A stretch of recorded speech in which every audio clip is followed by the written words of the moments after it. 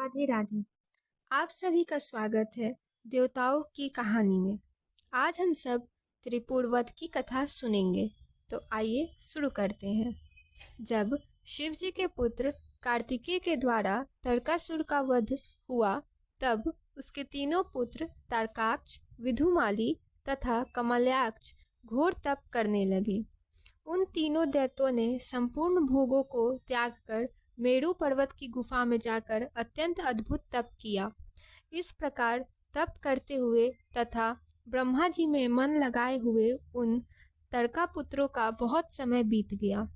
उनके तप से संतुष्ट होकर ब्रह्मा जी वहां प्रकट हो गए और उन असुरों से अभीष्ट वर मांगने को कहा।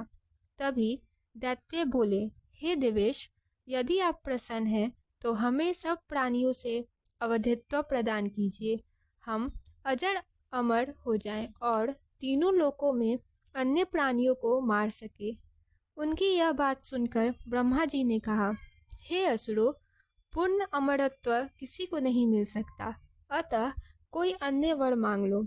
इस भूतल पर जहाँ भी कोई प्राणी जन्मा है वह अवश्य मरेगा।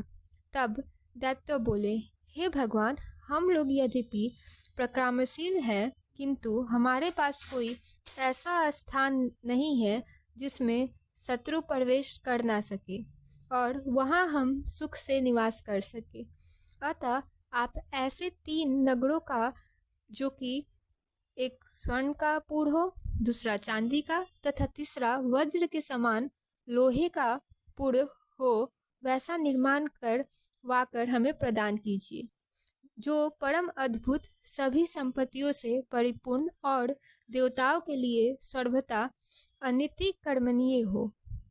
तब उनका यह वचन सुनकर लोक पितामह ब्रह्मा ने उन्हें यह वर प्रदान कर दिया। इसके बाद उन्होंने दैत्य शिल्पी मय को आज्ञा दी कि हे मय, तुम सोने, चांदी और लोहे के 3 नगरों का निर्माण कर दो। मय को यह आज्ञा प्रदान कर ब्रह्मा जी अपने लोकों को चले गए। तदंतर मय ने बड़े प्रयत्न के साथ तीनों पुरों का निर्माण किया। ये तीनों पुर क्रम से स्वर्ग में, आकाश में एवं भूलोक में अवस्थित हुए। इस प्रकार तीनों पुरों को प्राप्त कर महाबली तारकासुर के पुत्र उनमें प्रविष्ट हुए और सभी प्रकार के सुखों का भोग करने लगे। उन पुण्यकर्मा राक्षसों को वहां निवास करते हुए बहुत लंबा काल व्यतीत हो गया। तब उनके तेज से दुग्ध हुए इंद्रादि देवता दुखी होकर ब्रह्मा जी की शरण में गए और उनसे अपना दुख प्रकट किया। तब ब्रह्मा जी ने बोला, हे देवताओं, आप लोग उन दैत्यों से बिल्कुल मत डरिए। इंद्र सहित सभी देवता शिव जी से प्रार्थना करें। यदि ये सर्वाधीश प्रसन्न हो जाए तो आप लोगों का कार्य पूर्ण हो सकेगा। तभी ब्रह्मा जी की बात सुनकर इंद्र सहित सभी देवता दुखी होकर शिवलोक गए और भगवान शिव से प्रार्थना की। भगवान शंकर ने कहा, हे दैत्य, मेरी भक्ति और सेवा शुश्रूषा में संलग्न है, इसलिए जब तक वे वेद शास्त्र को धर्म से विमुख नहीं होंगे तब तक मेरे द्वारा उनका कोई अनिष्ट करना संभव नहीं है। इसलिए आप देवतागण विष्णु से बात करें। तब वे सभी देवगण भगवान विष्णु के समक्ष प्रस्तुत हुए और पूर्ण दीनता के साथ विष्णु के समक्ष अपनी परिस्थितियों को बताया तथा भगवान शिव के विचारों को व्यक्त किया। तब भगवान विष्णु ने कहा, लिंगाचारण परायण वे दैत्य इस लोक में अनेक प्रकार की संपत्ति का भोग कर रहे हैं, परलोक में भी उन्हें मोक्ष प्राप्त होगा। फिर भी मैं अपनी माया से उन दैत्यों के धर्म में विघ्न डालकर देवताओं की कार्य सिद्धि के निमित्त क्षण भर में त्रिपुर संहार करूंगा। जब तक वे शंकर की अर्चना करते रहें और पवित्र कृत्य करते हैं, तब तक उनका नाश नहीं हो सकता। इसलिए अब ऐसा उपाय करना चाहिए जिससे वहां से वेद धर्म चला जाए। तब वे दैत्य लिंगार्चन त्याग देंगे।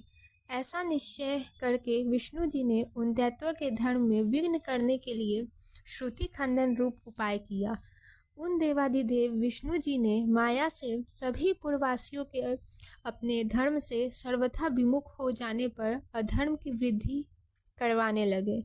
सभी देवताओं ने भगवान शंकर से तब प्रार्थना की और कहा, हे वत्सल, उन दैत्यों ने हमारे भाग्य से सभी धर्म का परित्याग कर दिया है।